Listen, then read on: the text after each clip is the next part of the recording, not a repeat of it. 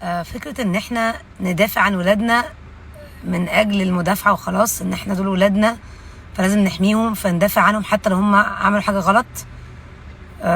ده مش حاجة كويسة جدا ولا ليهم ولا للمجتمع. ما ينفعش ابنك يعمل حاجة غلط وانتي عارفة ان هي غلط، بس عشان ابنك هو اللي عملها فيجوز او تجوز ونعديها. يعني بشوف كتير قوي عيال في المدرسة او في الشارع او سايقين في العربية او في المنطقة اللي هم ساكنين فيها بيعملوا حاجات ضد القواعد اللي موجودة او ضد حد، واهاليهم بيدافعوا عنهم وخلاص. يعني انتوا يعني ده كده مش هيعلم ولادكم. لما انتوا تدافعوا عن ولادكم وهم بيعملوا حاجة غلط هيحسس ولادكم ان هم اي حاجة يعملوها هيخرجوا منها، فبالتالي مش هيبقى في حد.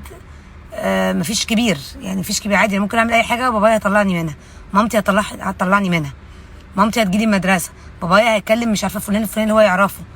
فالطفل هيطلع مدلع، مش حقاني، مش فارقه مع الناس، مش فارقه مع حد. واحنا مش عايزين مجتمع كده بصراحه. مش عاوزين ولادي يطلعوا ما بيخافوش على بعض، ما بيخافوش على المكان اللي هم عايشين فيه ولا الناس اللي معاهم. فخلي بالكم جدا من النقطه دي. شكرا.